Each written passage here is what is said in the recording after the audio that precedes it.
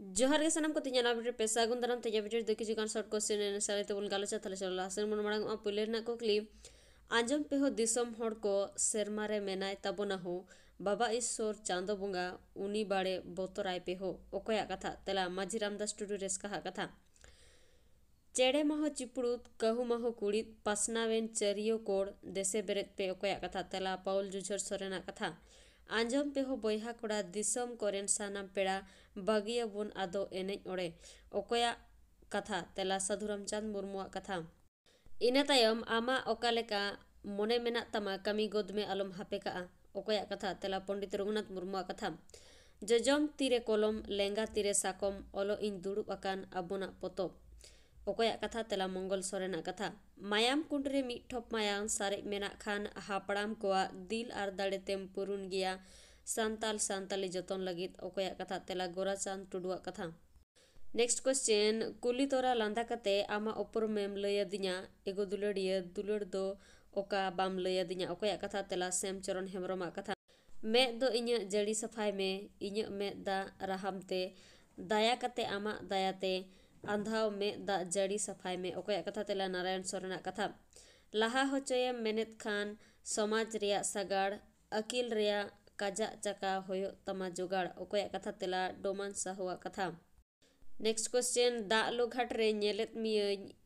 एनान खोनांग ओहाय तेंगुआकान ओकोया कथा तेला आदित्य मित्र संतालिया कथा सोकड़ा सोडो गडारे अतु जड़ी दा हाथ हाथ उना दा रे पायरा एने हाकुआ अडी साथ ओकोया कथा तेला नेथानियल मुर्मुआ कथा जियो दोहोय लगित अबोना धरम आगु केत कोआले दाड़े सिम मेरम ओकोया कथा तेला आदित्य मित्रोआ कथा इने तायम मीत हारा तोरा खोन मोने तीन दो आम लगित अकना आम साव नेपेल बखान मोने गे शांति गे बांग ओकोया कथा तेला ठाकुर प्रसाद मुर्मुआ कथा चेदा आबोन ताहेनाबोन एखेना चेदा आबोन गोसो आबोन हड़मो सांगेना देबोन तिंगुन आटुपाटु देबोन छुटव कुरुमुटु ओकोया ऑल तेला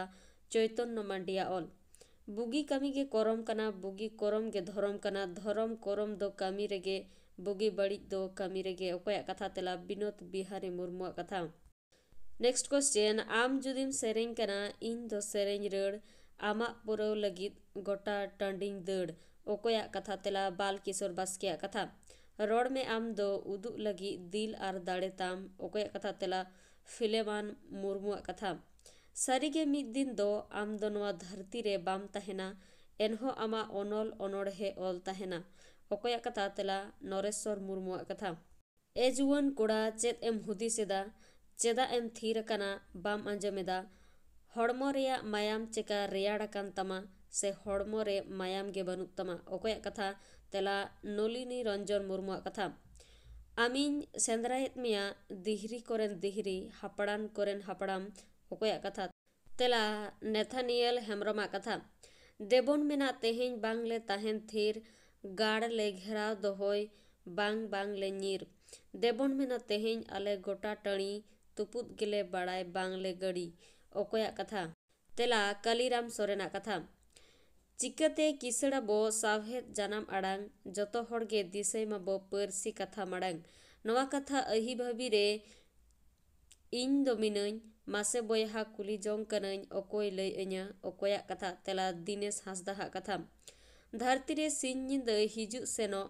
जीवी जाति रहो न्युतुत मार्साल अचुर बिहुर ओकोया कथा तेला रामधन मुर्मुआ कथा होहोय दै न्यारा न्यारा चेदा हाले बापे गोंगा दिशा हुदिस बनु तपे इन चेतन सानाम आपे ओकोया कथा तेला निर्मला टुडुआ कथा सारी सोनत दुलड़ जाहेर थान रे टिका सनान सिंदूर छामे डालातार रे होय हिसित रुआ राबांग कोरे तुकुन हासो खोना मासे दोगो रे ओकोया कथा तेला गोपाल बास्किया कथा तीना चलावेना जीवी अतुयेना मायांग तबे थक दड़ नोडे खन इंग्रेज तायांग ओकोया कथा तेला गौर चंद्र मुर्मुआ कथा नोआ जनम बारसिंग गान अरसी लेका झतो होड़गे तायम माड़ांग लिंगी दा लेका ओकोया कथा तेला बैद्यनाथ मार्डिया कथा सजाव सजाव पे सार कपी खड़चड़ी तेंगो दाराम को पे दिसोम बैरी ओकोया कथा तेला जागरण सोरेना कथा जोहार जोहार मानोद जोहार नेहोñ एमाम तेहेñ आशीष अñ में दे अदो बार तेतेñ सेपेñ दिसम हर साव थुम अñ मे आमा हर पुरौ सुपुलुक तेले ताहेन माहो कमी रेसे धुरौ। अकया कथा तेला गोमस्ता प्रसाद सोरेना कथा सारी कथा सारी दया चाबा काना धरती रे हर गेतो बाम लेखा टाका पैसा बानु रे धरम करम बानु आना जाति समाज ताला रे मानवा दया उडैना तोका जलापुरी रे। अकया कथा तेला पृथ्वी माझिया कथा ओनुम पोहान जतन हाराया गिद्र लेकान चो हाराया खो जरुड़ो खोतिन एरा दा जरुड़ो दा इन पटावा। अकया कथा तेला लक्ष्मी नारायण मुर्मुआ कथा सागाल सागाल हानको गिदी बसमता को भगाड़ेत तीना हड़ा लाज दाका चो सेरमा तेको सागाड़ेत। अकया कथा तेला सेदाय सृजोला कथा आम दो अनलिया आम दो ऑल में उनकोआ नागाम दो आलम एतम उनको मा बांग को खजो गुड़ गोतम। अकया कथा तेला ज्योतिलाल हासदा कथा जहा तीस जोदी बड़ी इन कमी अकत खान ओना खातिर तेहिन आम ठेन इकन कोय जोंकान। अकया कथा तेला बाबूलाल मुर्मू कथा। नेक्स्ट क्वेश्चन एटा धरम कथा जुग मुचाद रे कासा मने रेगे उइहर कते दोहय ताबन पे बयहा आलोगे पे हिड़िंग ताबोना। अकया कथा तेला दिबाकर मांडिया कथा दुनिया जुदी जपित का आम दो एभेनों में दुनिया गोडेत आमगे होयो में। अकया कथा तेला रविलाल माझिया कथा अकील दीव जुल में दव दव नेलो जहा तीन तियोगो में आरसाल उन हुल सेंगेल लेका साव साव। अकया कथा तेला काजोली सोरेना कथा साब में एहो तेहेन आमा हथियर राड़ांग राड़ांग रावा में देन जितकर चुंगुड़ महा एहोब में देन हुलसई राचा कते हताव में ताम ऐदर। अकया कथा तेला विष्णुपद किस्कुआ कथा हरते चला एतम कोये कोयो कते ताड़ाम में खोना चोड़ा जानुम ताहेन दिशा इदी में। अकया कथा तेला हिकिम किस्कुआ कथा तुमल केदम ओड़ा पेरे जोमा एहो महाजन लय कियाम ओना दो आमा खटुआ रिया धन। अकया कथा तेला गुरुदास मुर्मुआ कथा